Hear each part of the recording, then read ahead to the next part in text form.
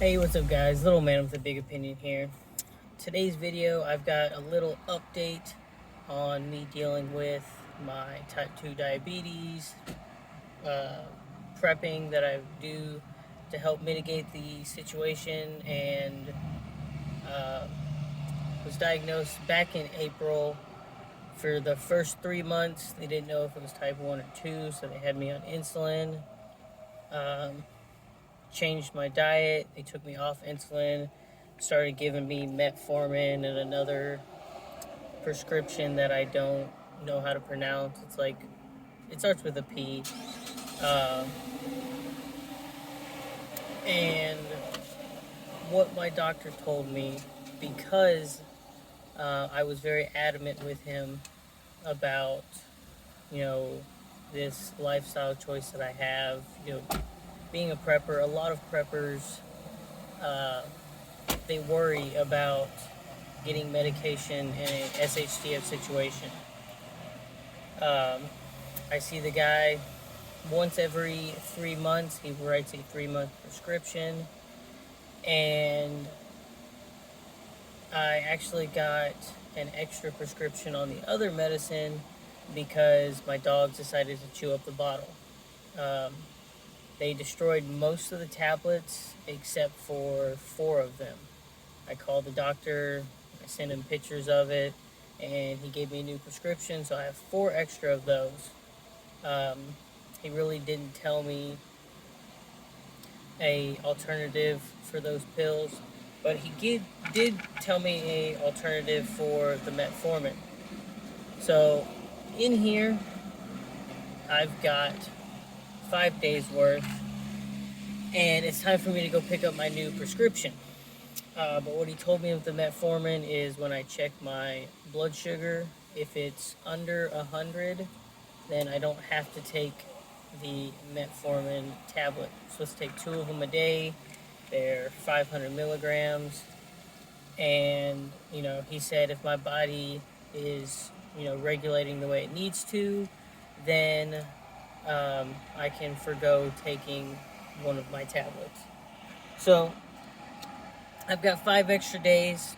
When I went, or I'm going to go pick up the new prescription um, this afternoon. Just waiting for them to make it up. And I'll use those first before I use the next month. So I'm always using the oldest of the medication. If there's any type of medication that you take for, regulation purposes, have that discussion with your healthcare provider and see if there's any way for him to increase your dosage. Um, that way you can save some of your pills. If there's any way for you not to have to take it, or if there's any path to not to have to take it, then ask him about that. Um, I go see the doctor again in about a month, and that's the next conversation that we're having.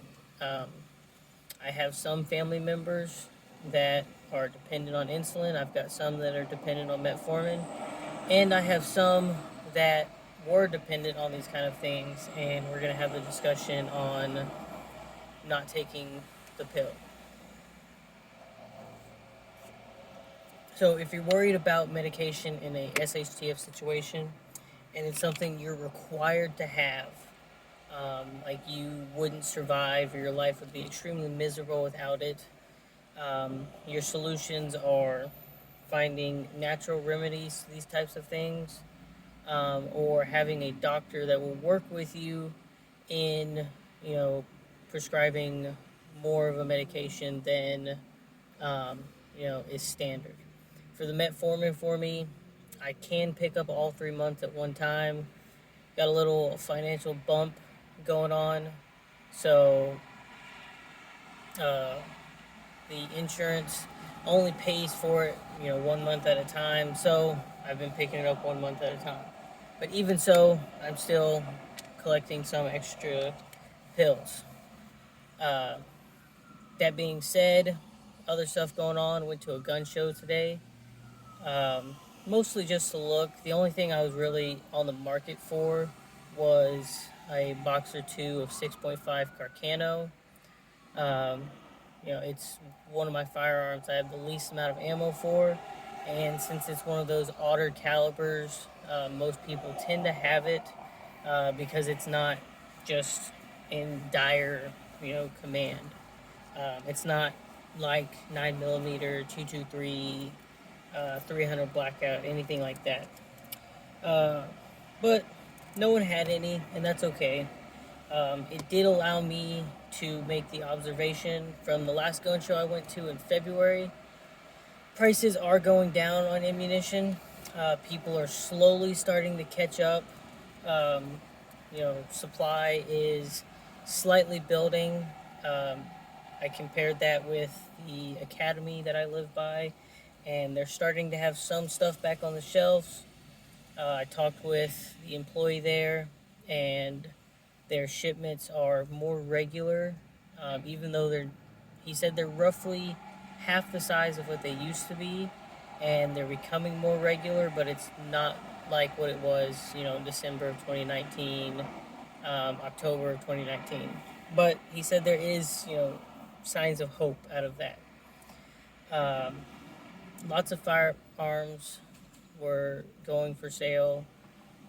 One thing that I noticed more of here than I have at previous gun shows is the amount of people that were bringing firearms in to try to sell them as well.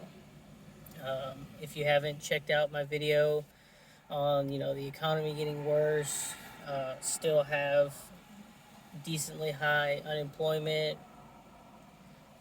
pretty high inflation numbers year over year. Um, it's one of those assets that holds their value, and in a lot of cases, the value of them is going up. Um, just for example, I only saw 3 M1 carbines from World War II. The cheapest one they were selling was $1,200. The most expensive was $1,500. I bought mine about 2 years ago for $700. Um, it was a slightly bigger gun show, so that could have something to do with the price. But firearm sales are continuing to increase, and people just want that added security. Um, so outside of getting some local food from there, I did pick up one extra piece of silver, just a 1 ounce buffalo, just generic silver rounds. Um, I paid $27 for it, which is a little high, um, but it's pretty hard for me to say no to silver. And I wasn't in the market for a firearm. I was only in the market for maybe 2 boxes of ammo, so I was already pre-prepared to spend about $40 to $50, and so spending half of that was acceptable for me. So, as a prepper, why am I having this conversation with you? Um, I think prepping should be apolitical. It doesn't matter if you're right, left, tall, short, black, white, skinny, fat, atheist, religious, whatever you are, then prepping should be for you. And as a younger prepper in my early 20s, um, I'm not able to do the insane big buys like some of these other guys are doing. Um, but I'm always looking and checking out stuff on a weekly basis. Um, Finances are somewhat of an issue, but I can mitigate that with balancing my budget and just being hyper vigilant with stuff going on in the news, continuing to work out and build my physical fitness and increase my knowledge and skill sets. And then along the way, inform y'all of the little things that I'm able to do.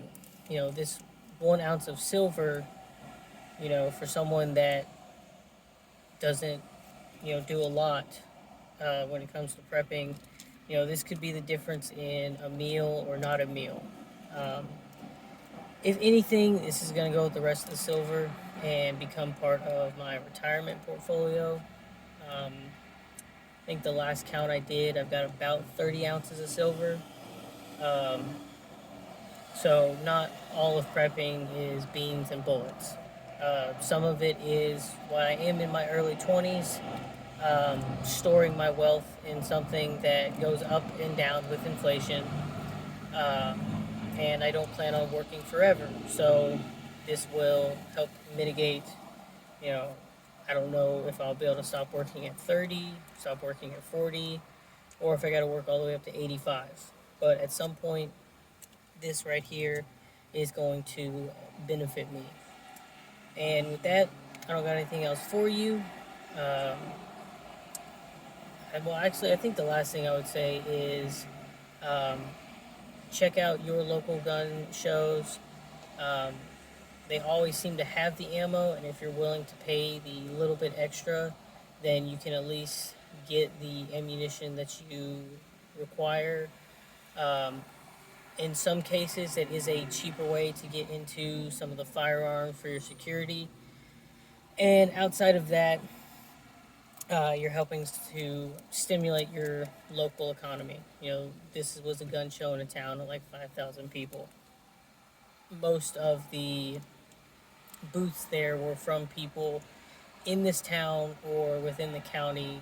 I think the furthest person said they drove about 2 hours to get to it. So it's not like you're putting money into some big giant corporation. And with that, I have nothing else for you. If you benefit from anything from this discussion, sweet, leave a like, drop your comments down below. I like reading those. I like engaging with the viewers. And then lastly, subscribe. And if you have a friend or family member that enjoys these little discussions that I have and you think they'd benefit from it, then share the video with them. And catch you in the next one.